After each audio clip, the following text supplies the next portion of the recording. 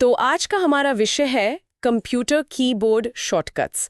अब कोई ये सोचे कि अरे ये तो मुझे पता है, Ctrl+C, Ctrl+V, तो रुक जाइए। हाँ। हमारे पास जो सोर्स है वो असल में डिप्लोमा इन कंप्यूटर एप्लीकेशन के नोट्स हैं। तो ये एक पूरी विस्तृत लिस्ट है। अच्छा। और हमारा मिशन सिर्फ इसे पढ़ना नहीं है, हम इसे मतलब तोड़कर समझेंगे कि रोज के काम में ये असल में कैसे हमारे काम करने का तरीका बदल सकते हैं। बिल्कुल, ये एक तरह से खजाने के नक्शे जैसा है। ऊपर से देखो तो बस कुछ कमांड्स हैं। हाँ, लेकिन अगर आप समझे कि क्यों बने, तो ये आपको कंप्यूटर पर एक फ्लो स्टेट में ले जा सकते हैं, जहां आपके और आपके काम के बीच में माउस की कोई रुकावट ना हो। वाह, फ्लो स्टेट, ये शब्द मुझे बहुत पसंद आया। तो चलिए शुरू करते हैं। बिल्कुल। कुछ एक्सेसिबिलिटी सुविधाओं से शुरू करें। ये शॉर्टकट असल में उन लोगों के लिए बने हैं जिन्हें कंप्यूटर इस्तेमाल करने में कुछ चुनौतियां आती हैं, पर ये किसी के भी काम आ सकते हैं। सही बात है। जैसे पार्ट सेकंड के लिए अगर राइट शिफ्ट दबाएं तो फिल्टर की ऑन या ऑफ हो जाती है। हाँ, और लेफ्ट ऑल्ट, लेफ्ट शिफ्ट और प्रिंट स्क्रीन से। हाई कॉन्ट्रास्ट, स्क्रीन का पूरा लुक ही बदल जाता है। और एक और है लेफ्ट ऑल्ट, लेफ्ट शिफ्ट और नम लॉक। इससे माउस कीज चालू होती हैं, मतलब आप कीबोर्ड से माउस चला सकते हैं। अच्छा, और शिफ्ट को 5 बार दबाने से? Sticky keys. हाँ, स्टिकी कीज बहुत महत्वपूर्ण है।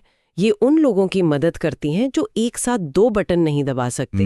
ये दिखाता है कि टेक्नोलॉजी कितनी मतलब समावेशी हो सकती है। और एक आखिरी, नम लॉक को 5 सेकंड के लिए दबाने से टॉगल की चालू या बंद होती है। बिल्कुल ठीक है। अब आते हैं उन शॉर्टकट्स पर जो शायद हम दिन में 100 बार इस्तेमाल करते हैं। हाँ, बिल्कुल। सबसे पहले तो F1, कहीं भी फंस जाओ F1 दबा दो। हेल्प के लिए यूनिवर्सल साइन है ये तो। हाँ, और फिर आते हैं हमारे 3 सबसे अच्छे दोस्त, Ctrl+C, कॉपी, Ctrl+X कट और Ctrl+V। पेस्ट। इनके बिना तो मतलब आज काम की कल्पना भी नहीं की जा सकती। और इसी दुनिया में हमारा सबसे बड़ा सेफ्टी नेट भी है, Ctrl+Z यानी अंडू। हाँ, गलती सुधारने का मौका। मुझसे कोई गलती हो जाए तो मेरी पहली प्रतिक्रिया यही होती है। हम सबकी। और अगर ज्यादा ही पीछे चले गए तो Ctrl+Y है, रीडू करने के लिए। ये एक तरह की टाइम मशीन है ना? बिल्कुल। लेकिन एक कमांड है जहां कोई टाइम मशीन काम नहीं करती और वहां बहुत सावधान रहना चाहिए। आप डिलीट की बात कर रही हैं? हाँ, डिलीट करने के 2 तरीके हैं। पहला तो है सिर्फ डिलीट बटन दबाना। इससे फाइल रिसाइकिल बिन में चली जाती है, जहां से आप उसे वापस ला सकते हैं। लेकिन एक दूसरा तरीका है Shift+Delete। और ये एक 2धारी तलवार है।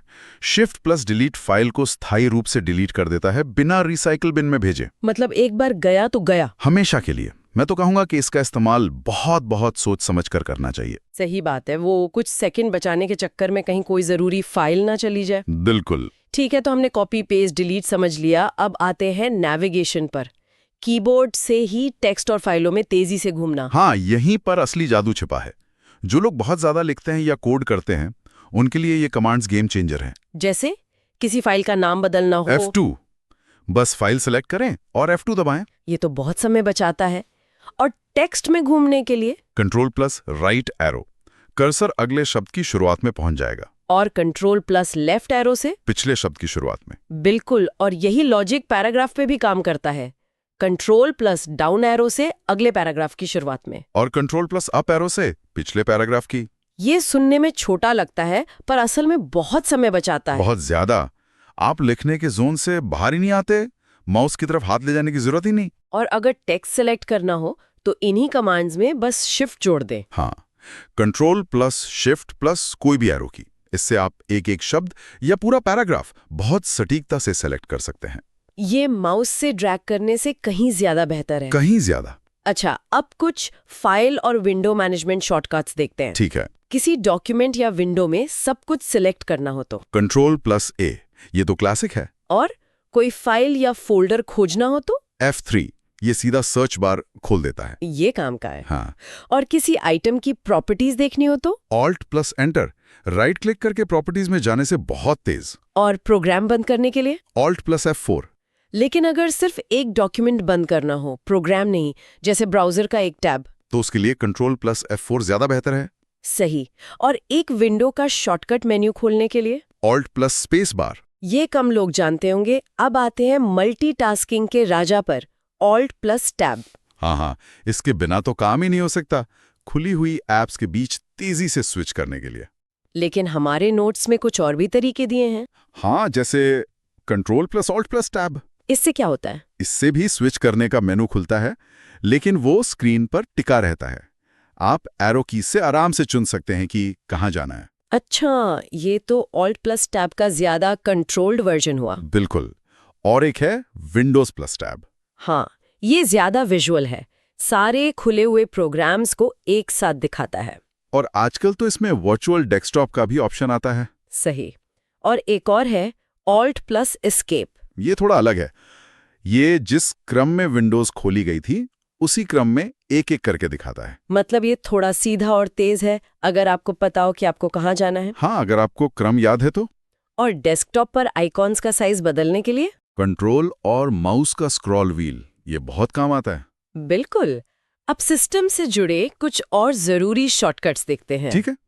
F6 ये स्क्रीन के अलग अलग एलिमेंट्स के बीच साइकिल करता है, जैसे एड्रेस बार, फिर पेज, फिर टैब्स। ओके। और स्टार्ट मेन्यू खोलने के लिए कंट्रोल प्लस एस्केप। और किसी भी काम को रद्द करने के लिए एस्केप सबका दोस्त। हाँ बिल्कुल। और F10 से किसी भी प्रोग्राम का जो मेनू बार होता है ना, फाइल, एडिट, व्यू, वो एक्टिवेट हो जाता है। अच्छा। और होम और एंड बटन। होम से आप लाइन या पेज की शुरुआत में जाते हैं और एंड से आखिर में। ठीक है। हमारे नोट्स में कुछ और ऑल्ट कमांड्स भी हैं, जैसे alt plus home, alt plus A, alt plus C और ऑल्ट प्लस एन। हाँ, ये ज्यादातर हेल्प और सपोर्ट सेंटर के लिए हैं। ऑल्ट प्लस होम से हेल्प का होम पेज, ऑल्ट प्लस सी से टेबल ऑफ कंटेंट्स। ये उतने कॉमन नहीं है। सही। एक और बहुत काम का शॉर्टकट है विंडोज प्लस प्लस या माइनस साइन। मैग्नीफायर स्क्रीन को जूम इन या आउट करने के लिए। ये प्रेजेंटेशन में बहुत काम आता है। बहुत ज्यादा। और एक मेरा पसंदीदा है सुरक्षा के लिए, विंडोज प्लस एल। कंप्यूटर को लॉक करने के लिए। ये एक आदत होनी चाहिए। बिल्कुल। जब भी अपनी सीट से उठो, विंडोज प्लस एल दबाओ। सही। और कुछ और मैग्नीफायर की शॉर्टकट भी हैं, जैसे लेंस का आकार बदलने के लिए control plus alt plus R, या लेंस मोड में स्विच करने के लिए control plus alt plus L. ये सब पावर यूजर टूल्स हैं। हाँ, और विंडोज प्लस यू से ईज ऑफ एक्सेस सेंटर खुलता है, जहां ये सारी सेटिंग्स एक जगह मिल जाती हैं। और प्रेजेंटेशन की बात चली रही है तो विंडोज प्लस पी। ओहो, ये तो मीटिंग से पहले जिंदगी बचाता है, प्रोजेक्टर से कनेक्ट करके डुप्लीकेट या एक्सटेंड स्क्रीन चुनने के लिए। ठीक है, अब हमारे आखिरी सेगमेंट पर आते हैं, ऑडियो और वीडियो। चलिए।